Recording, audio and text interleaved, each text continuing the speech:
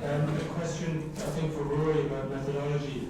I appreciate that there won't be much about individual HEIs in any form of report that's going public, but I assume that each HEI visited by the OECD/EU team receives some sort of personalised feedback, because I find just personally I found the sort of sector-wide recommendations not terribly satisfactory in the sort of bit of motherhood and apple pie, and I wondered whether there were much more detailed things that individual institutions could do.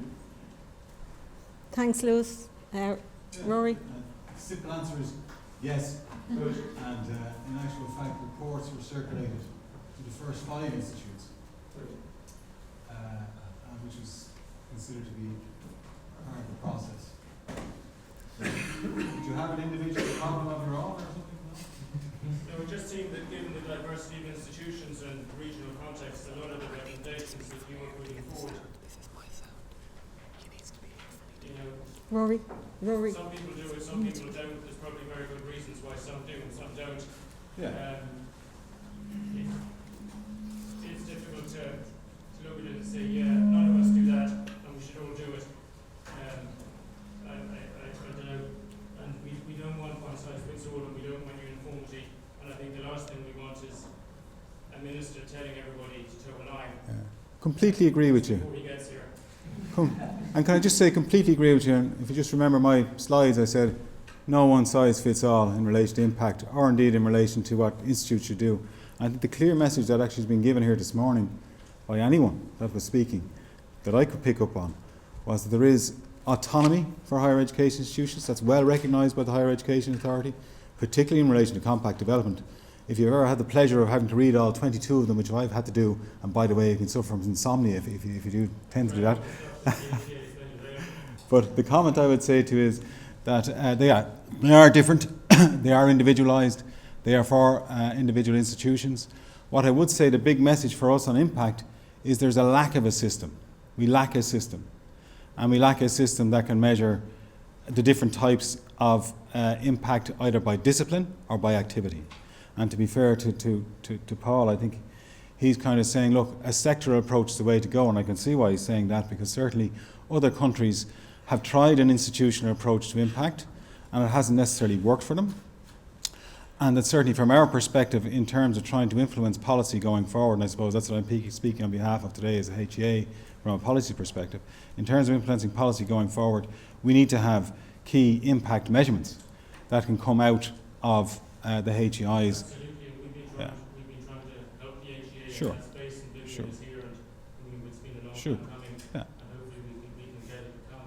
Brilliant. But, Okay. Thanks, Neil. Yeah. Rory, sorry. There was a comment about HEIs not being very good at listening, and that's perfectly valid. But I think many institutional leaders have told their stories so many times to different state agencies and politicians. Yeah. And you can say the same, that the state isn't very good at listening Right. and pulling the threads together and believing what they hear from institutions. And that's my comment. And in fact, if you go back to the slides, I wouldn't have said it was just institutions. Everyone in the higher education sector has been poor at telling the story of higher education. In actual fact, if you look around, even now with the Programme for Government, maybe I'm not allowed to say this, but there's no politicians in the room, the Programme for Government, where is the reference to higher education? There isn't one. There you go. Okay. So, Even less percent. I'm with you. All right, thanks for that contribution, and for future contributions, the recognition, I think, within the whole review in relation to the institutional level and the system level is certainly hugely valued. Any more questions? Or the next question, please. For either Rory or Paul.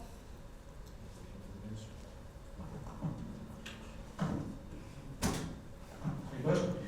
Question for Paul Colin from DCU. Paul, how would you operationalise your impact system? Sounds like a complex question. Yeah. So just a small question there. I think it's about. Okay, so I don't think the operationalising it is necessarily the challenge.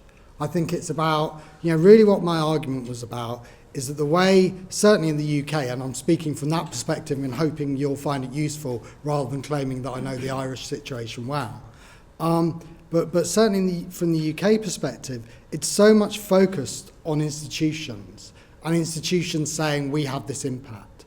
And actually, one of the interesting things for me that gives an example of how it could work is that the research funding councils in the UK push individual projects to have impact in a way that, as I've argued, is very unconvincing. What they also do periodically is they write reports about the impact of the social sciences as a whole on the UK.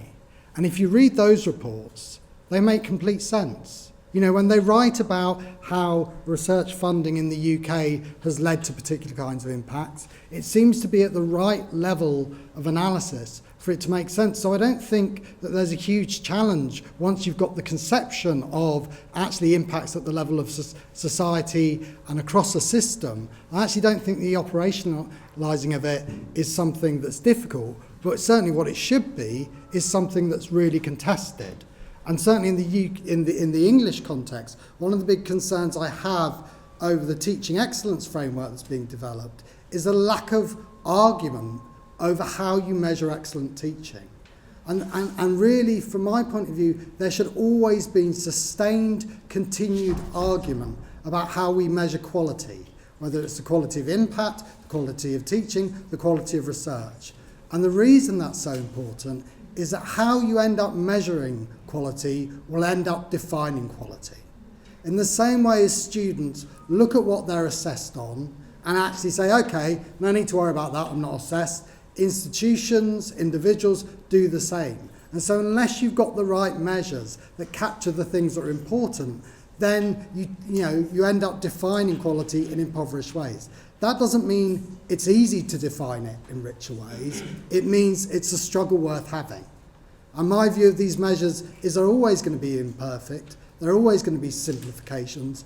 But if you have a system in which there is an acceptance that there's going to be an ongoing dialogue about how you define quality, then that's a sign of a healthy system, rather than any particular measure being the right measure. My view is that all measures have a limited shelf life. In the end, once institutions work out how to game a measure, or systems work out to game a measure, they cease to have resonance. So I would never get particularly worried about how you do it in individual measures. I'd be far more worried about how you create a system where there's ongoing debate about which are the right ways of measuring. Thanks a million. Good question. And dying to hear the next argument based on that in this ongoing dialogue. Oops. From here it looks like a game of football. From here it looks like football. Who's next? Yes? Yeah, I shout out. Brendan Combs from Economic Alliance. A question for Rory again on the methodology. As I understand it, the HEInnovate framework is based on a series of questions or surveys, and they can be targeted at, say, management, at staff, at students, or external stakeholders. And I'm just wondering, in this case, the review that was done, is this the opinion that's followed, or the observations that were taken from management, or was there wider groups consulted, such as the body of staff or students? Rory Tansey, you're going to have to come over here for a recording. Andrea, you're probably better equipped to answer that one, because this covers the survey. There were surveys sent out, Brendan, in advance to the institutes, plus there was also surveys sent to students, and maybe Andrea will give you some of the information on that, if that's it. Thanks, Andrea. So we have different sources of information. Here you are. We have different sources of information. We did a leader survey. We call it leader survey because it's addressed to senior management. It covers the 7 dimensions of HEInnovate with factual questions about current practice and planned practice.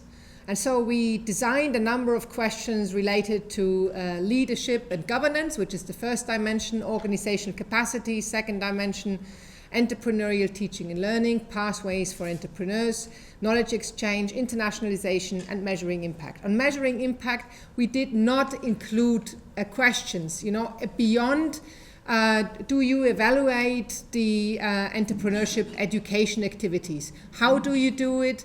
And what do you evaluate and how often you do it? And we asked the same questions about the startup support.